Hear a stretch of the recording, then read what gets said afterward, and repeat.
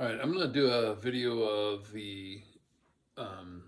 showing the area, approximating area using the Riemann sums. We have our left, our right, our midpoint, and our trapezoidal rule. Now, I showed these in class, but this is so you have another backup for it. So if I want to find the area of this region, this is referencing, let's say, this land, this pool, whatever we're doing. All right, so I refer to it as a pool. So what we do is we measure here, and then we decided to do every 5 feet. We can do every 1 foot, but we'd have to do like 50 measurements. It'd be more accurate, but take forever. So every 5 feet. So I go out 5 feet, and then I measure straight across, and I go up to 10 feet. And we can do this to measure anything, in the world, any land, any flat thing, and find the approximate area. So we're doing it, and I wrote down what all the measurements are. So right here at 5, it was 12 feet across. Then it was 17 feet and so forth, okay? All right, so our formulas, all right, to do a left Riemann sum, it's B minus A. Now remember where we're starting from, this is A, and we're ending here at B. The x coordinates are where we're checking. They're just where we're checking. The y coordinates are how high. They're the actual values. Those are the numbers we're going to be using.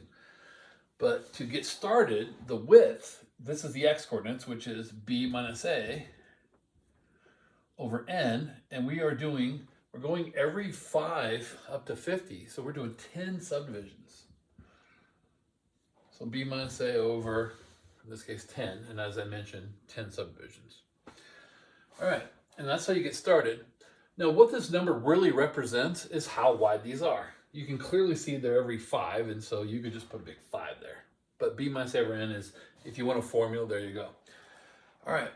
Now, since we're doing left, we use all the lefts. For example, the 10 is the left side of this one, and then as I move up, everybody's going to be a left side, except that last guy. This last 11 over here, he's only in the right side of that last rectangle.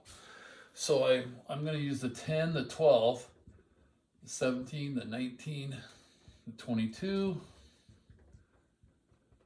I'm using all these numbers, but I'm going to stop. I'm not going to use the 11 because he's never going to be a left side. So I add up all these and multiply that out. I forgot what the number was, 39.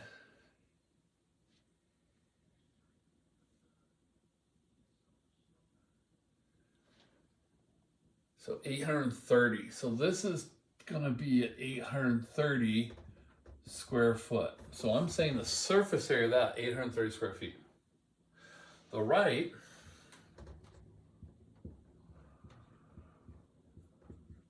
is also b minus a over n, but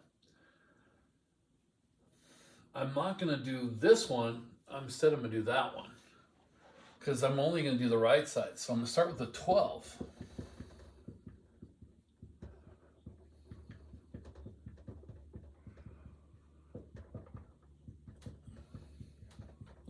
Go all the way to 11. So this one was it. This one might have been 825 feet, I think. That's right. I think I made an error because this one is 830 feet. Yeah, so that one's 825. Let me fix that. And this one's 830. All right, so left and right. So pretty close. Pretty close. Well, the trapezoidal rule is b minus a over 2n. Now it's really 1/2 b minus a over n, but we just say b minus a over 2n. That takes care of both. And remember trapezoid, when we draw these trapezoids like this side is used twice. So this side's used once, he's used twice, right now he's used once. But when I go to the next trapezoid, well, he's used and he's used. So you see that as I keep going, all the guys in the middle are used twice. All the guys in the first guy and the last guy are only going to be in one trapezoid. So what we do is we write down the 10, but we're going to double all these numbers.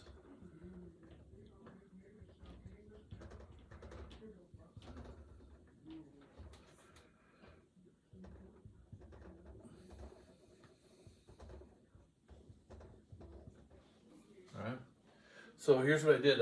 I took the 10, I doubled the 12, 24, 34, 38, and so on. I just keep doubling.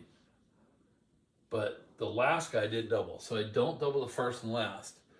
You do all this, you get 827.5 square feet. Now you're looking, those are all pretty close. It always turns out the trapezoid is the average of the left or the right. So if you've already done the left and right, halfway between those is what the trapezoid is going to be, okay? So that's doing 10 subdivisions, 3 of our techniques. Now the midpoint cannot be done with this 10 subdivisions because I need to know the middle of all those. I need to know what happens here at 2.5 and so forth, and I don't know. So what do I do for midpoint? So what they'll have us do for midpoint is they'll cut the subdivisions in half to 5 subdivisions. Okay, so if I cut this into 5, grab my pen, there's a different one. So we're gonna go from, well, that one's dead, 0 to 10, 10 to 20. So we're only doing 5 subdivisions. What I mean is I'm breaking it into so then these 3 numbers represent the 3 different heights I could look at. Well, this is the left, middle, and right. So this is actually the middle height of the first rectangle. So if I were to draw that, instead of drawing the middle, the midpoint is 5, so my rectangle would be whatever 5 gives me. And that's what I would do as a midpoint. So I would draw, and so I need to know what the 5 is, the height. So I'm gonna do that, and the middle is always gonna be, it turns out to be every other one. So it's gonna be the middle of the next one. So if I were to, let's say, let me get my green pen that dropped. This is my first rectangle. This is my second rectangle. And so the 10, 17 is on both triangles, but the middle is 12 and 19. So it turns out the middle of all the rectangles is going to be every other term. And those are the midpoints. So to do the midpoint formula, your area, approximately equal to b minus a over n, but our n is only 5. Remember, we're only doing 5 subdivisions. The other ones were 10. So I use those numbers. 12 plus 19 plus 17 plus 20 plus 15. I'm using the height of the middle of each rectangle. So that turns out to have an area of 830 square feet. All right. So they're all pretty close. So if I had to tell somebody what the surface area of this pool is, like maybe I'm getting a cover for my pool or whatever, I have to say, hey, it's about 830 square feet. All right. So now, those are your 4 techniques, how you do it from the data. Well, another question they could ask you is they'll say, find the average, and what we're referring to is the average of the y, whatever y means. So y in our case is the distance across the pool. So if I were to find the average of this function, I'm actually finding the average distance across the pool because we had a lot of different measurements. What is the average? So since we're going from 0 to 50 to find the average, I would do 1 over 50 times, now remember when we do average, it's times the integral, but these are the integrals. Instead of integral, we do an approximation, and that's what that is. So 1 over 50, and they said find the average. Well, which number should I use? They're all similar, but they say, oh, they'll pick one. Usually they'll pick trapezoidal rule. That's the one I picked on our notes. And you get 16.55 feet. All right, so if you divide one of these areas by 50, the distance you traveled, that's going to tell you the average width. Now, does 16.55 fit as an average? The low is 10, the high is 22. Yeah, that would be a pretty good number to be the average. So if someone said how wide your pool was, I wouldn't just list off all these numbers. I'd say, well, it's different. I'd say the average is about 16.5 feet, okay? And that's how you do it with the chart. All right, I'm gonna show you, I'm gonna erase here and show you guys. What do we do when it's unequally spaced?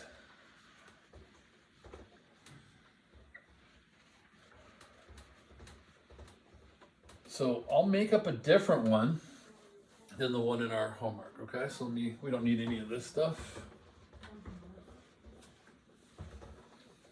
All right, so let's say we have a chart. We got our X and Y.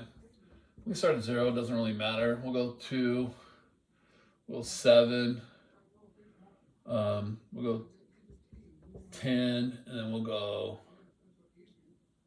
14. All right, now the numbers are not equally spaced, all right? And then, I don't know, we can have these numbers be 11, 15, 12, 10, and 17. Just some random Y values. If we want to approximate the area when they're not equally spaced, we got to figure out these gaps, and they're not the same.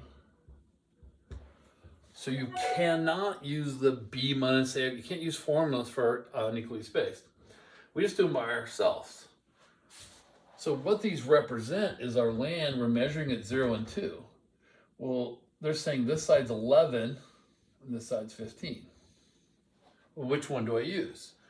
Well, that first one, if we're going to do area for left, the width is 2. And I got 4 subdivisions, by the way, here. But it's 2 times the number on the left. Not that, see, if I did left, the height would be what the left is. So it's 2 times 11. So you take this gap and then you use the number on the left. And then this next gap is 5. And the number on the left would be the 15, not the 12. Your next gap is 3. As you can see, I wrote it up here already. And I use the 12. And the last gap is 4, and I use the 10. So we just take the width times the height, and they're saying which height? We take the left height. So you always take the left number. So the only number I never used was the number on the right, just like we do with the other ones.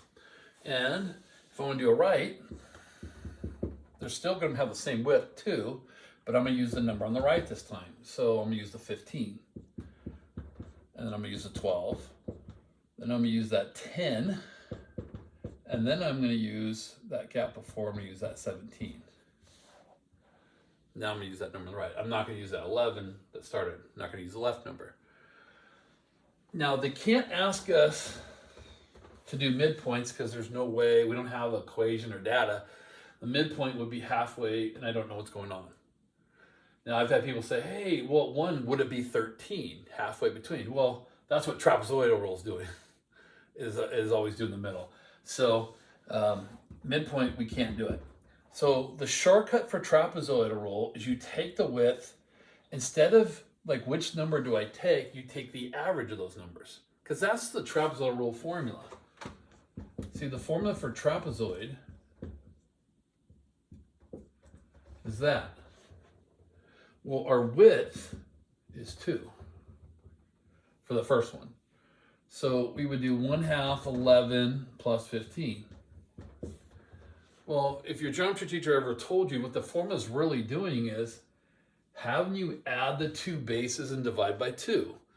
You're finding the average of the bases.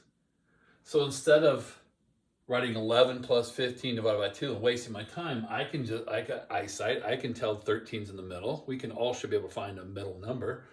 So instead of writing all that, we just say 2 times 13. Okay? So when we do trapezoid, I go the middle number is 13. The next one is, 5 wide. And the middle number between 15 and 12, 13.5. And then the next one is 3, and the middle number is 11, halfway between 12 and 10. And then the last one is 4 wide, halfway between 10 and 17 is 13.5. Again, if you can't tell what's between them, add the 2 numbers, divide by 2. That's what the formula they gave you in junior high was, or geometry, was doing. All right, and that's how you approximate it when it's unequal subdivisions. You just multiply this all out. So what do I get here? 22 plus 75, so I'm at 97 plus 36, so 133 plus 40, so 173. And 30 plus 60, 90, 120 plus 68, what did I say, 120 plus 68, 188, I think. And then this one, 26 plus 67 and a half, so we're up to 93 and a half plus 33, 126 and a half plus 54. I think I got about 180.5. I mean, I made a mistake or so, but you know, in general, you see they're slightly off because we have a little jump of 17, whatever, but those are your approximations. And so probably this is the most accurate. Usually trap and mid are one of the more accurate. All right. So now you know how to do numeric integration. We have the 4 techniques. In our notes, we also had Simpson's rule. I didn't show you Simpson's rule, but Simpson's rule is like a combination of all those. Is probably the most accurate, but it only works if you have an even number of subdivisions and they have to be equally spaced. And we just don't have to know it for the AP test. All right.